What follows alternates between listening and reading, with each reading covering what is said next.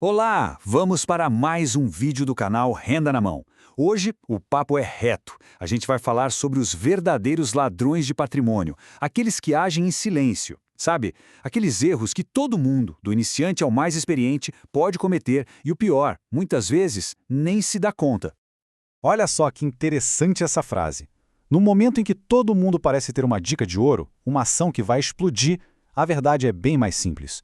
O maior perigo para o nosso dinheiro não é necessariamente apostar no cavalo errado, mas sim cair nessas armadilhas do dia a dia que são totalmente evitáveis.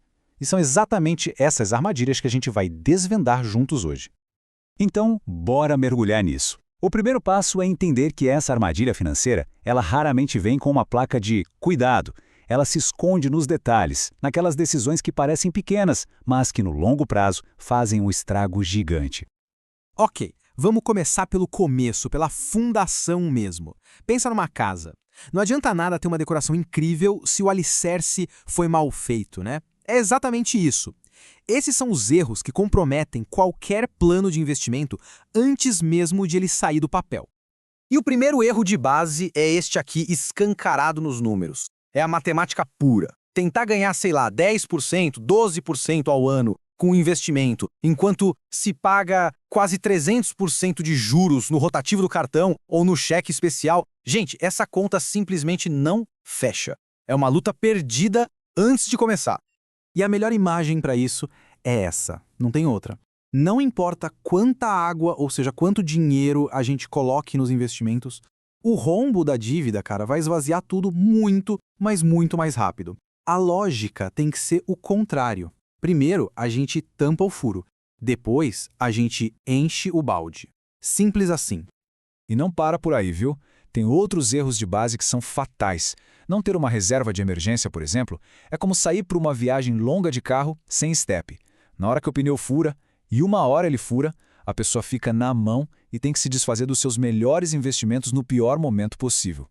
Outro erro, investir sem objetivo, que é como viajar sem destino. E claro, ignorar o básico, o beabá, tipo o que é CDI, o que é liquidez, é querer ser piloto de corrida sem nem saber dirigir. Não dá. Certo. Com a base sólida, o alicerce no lugar, o próximo passo é ficar de olho nos perigos que a gente não vê. São aqueles inimigos que agem em silêncio, sabe? Que vão comendo seus ganhos pouquinho por pouquinho sem fazer barulho. São os vilões invisíveis. Imagina a cena. A pessoa abre o aplicativo da corretora e pá! Tá lá na tela, um rendimento de 8% no ano. A primeira reação, claro, é de felicidade. Puxa, parece um resultado ótimo, não é mesmo? Só que aí vem a realidade. Quando a gente desconta a inflação, que no mesmo período comeu 6% do nosso poder de compra, o ganho de verdade, aquele que de fato aumentou o patrimônio, foi de só 2%. Isso é o que a gente chama de ganho real, e é só isso que importa. E a sensação é exatamente essa. Dá uma frustração, né? É como suar a camisa, correr pra caramba na esteira e no final descobrir que ela estava inclinada para trás e o avanço foi mínimo. Ignorar a inflação é perigosíssimo, porque dá uma falsa sensação de sucesso. E olha, a inflação não age sozinha, não. Tem as taxas, que são como um cupim, comendo dinheiro aos pouquinhos. Tem os impostos, que sem planejamento viram um pedágio caro no meio do caminho. E tem os riscos que muita gente nem pensa, como uma crise política, a variação do dólar. É como ter uma casa maravilhosa, mas sem seguro nenhum. Um risco silencioso.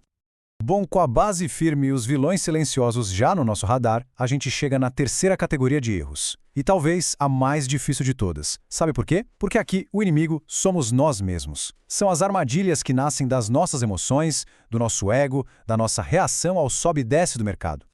Esse gráfico aqui ilustra um erro clássico, a falta de diversificação. É a famosa aposta do tudo ou nada. Eu conheço uma história de uma pessoa que colocou todo o dinheiro em ações de uma única grande varejista. Veio a crise no setor e o patrimônio praticamente virou pó. É o risco de colocar todos os ovos numa cesta só. E a solução para isso é simples e genial.